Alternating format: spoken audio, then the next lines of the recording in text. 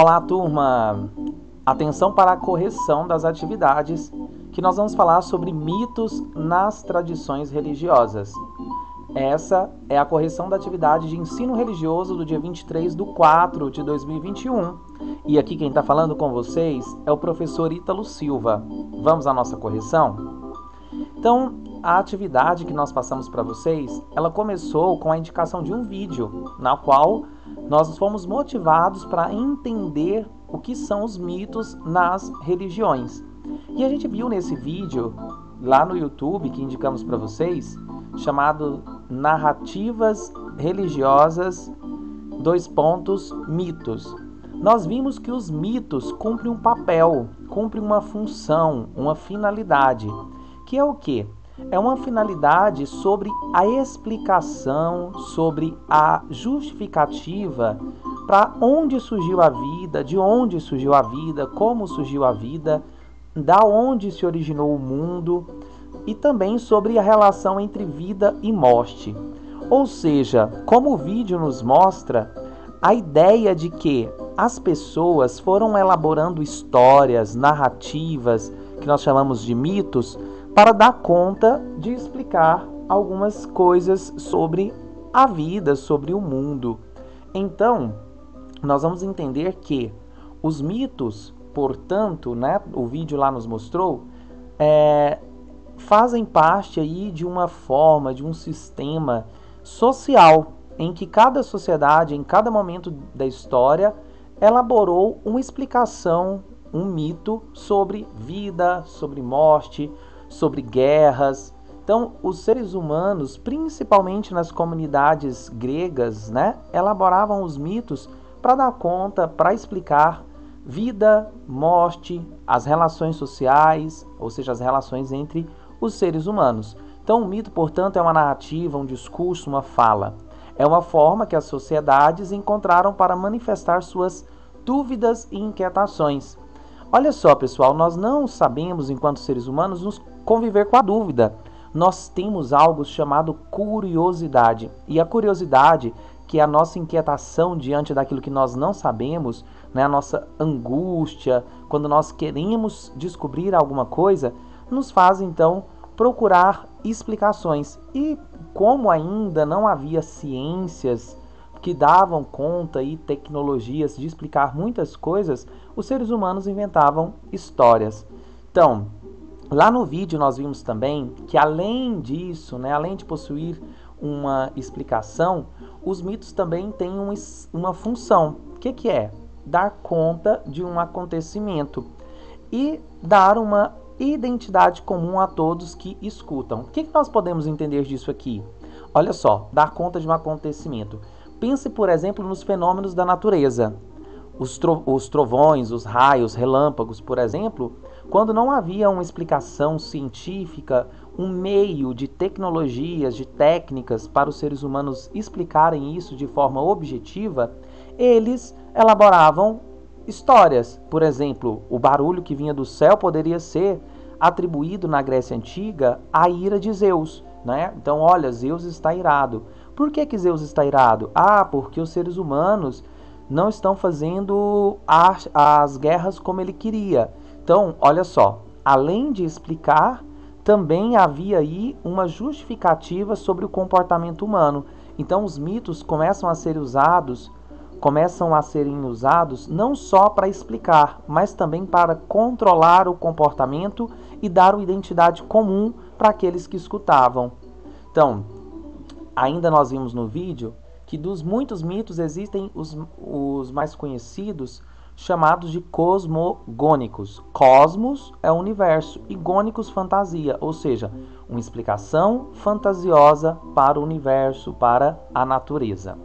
Então, para a gente conseguir aqui fechar essa ideia e conseguir passar para as atividades de forma mais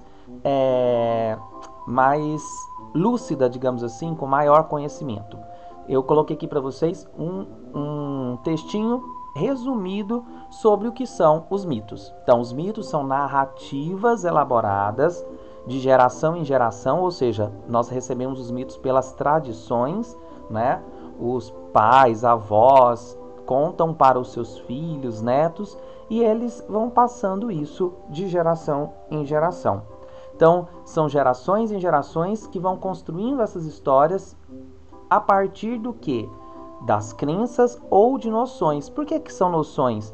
Como eu falei para vocês, né? Pode ser uma noção meramente observatória. Eu posso observar os fenômenos da natureza e deduzir uma história que ali explicasse, né, às pessoas aquele fenômeno, né, da natureza.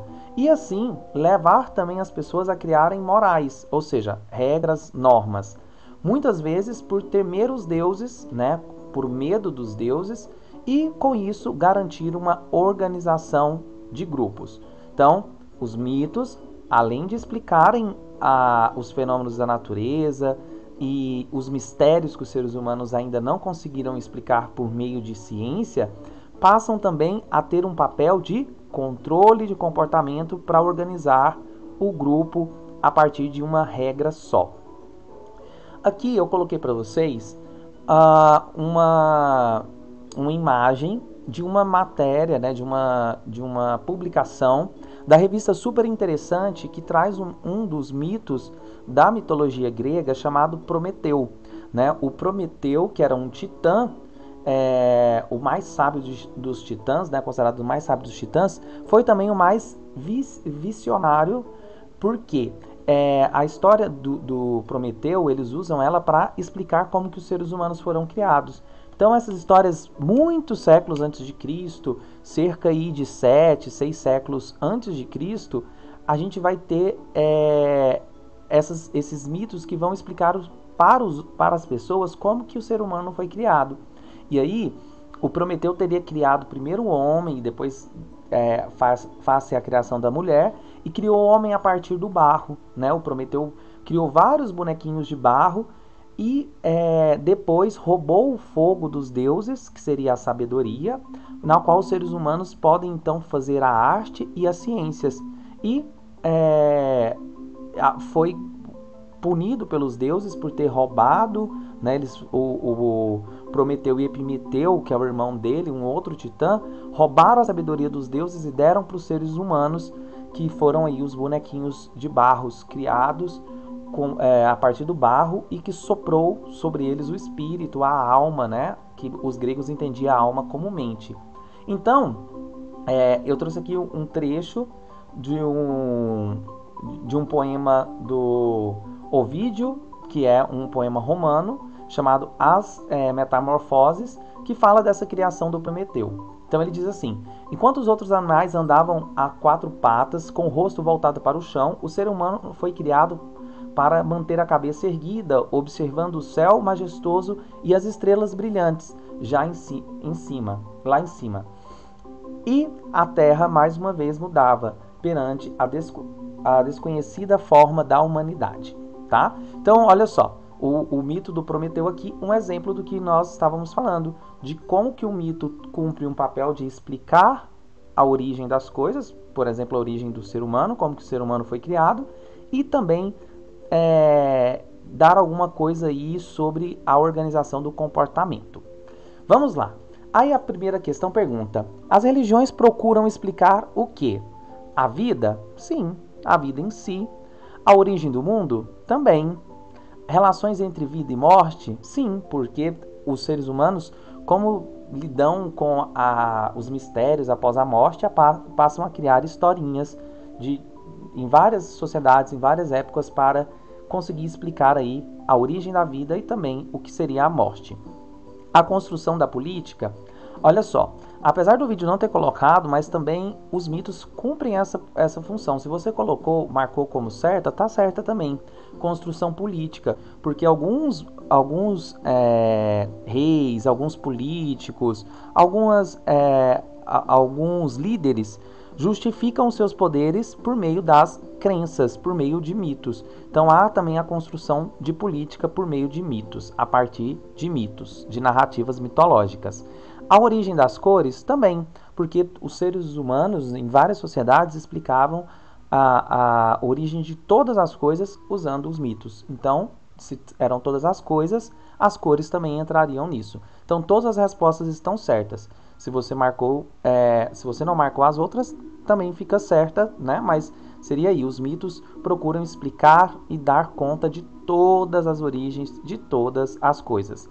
Sobre a construção política, também é interessante a gente lembrar que na Grécia Antiga, para guerrear contra uma outra polis, um outro grupo, muitas vezes eles inventavam mitos em que os deuses eram inimigos e a inimizade dos deuses justificaria a construção daquela guerra. Número 2. Os mitos devem ser vistos como, olha só, como uma narrativa que aborda verdades importantes aos seres humanos. Então, mesmo que lá na época do Zeus, né, da mitologia grega, o trovão fosse explicado pela ira de Zeus, e hoje a gente consegue explicar isso por meio da ciência, aquilo era verdade para aquele povo, aquilo foi uma verdade importante para aqueles seres humanos. Outra, uma ficção. Olha só, os mitos podem ser vistos também na ficção, a gente pode encontrar os mitos lá em gibis, em revistas, em minisséries. Hoje nós temos aí os streams, né, com várias minisséries que são feitas com mitos das antiguidades, né, digamos assim, desde as antiguidades mitológicas gregas até mesmo as antiguidades mitológicas dos aspectos construídos pela China. Então temos várias ficções, vários livros, romances que são feitos a partir do uso de mitologias, né? A gente vai encontrar aí também na mitologia brasileira, que a gente chama de folclore, várias figuras que são também personagens de filmes, livros, novelas. Então, os mitos podem ser encontrados na ficção, mas não devem ser vistos apenas como uma ficção, apenas como uma historinha. Por quê? Eles fazem, né, eles cumprem um papel importante, como nós colocamos aqui, que é um papel de organização social.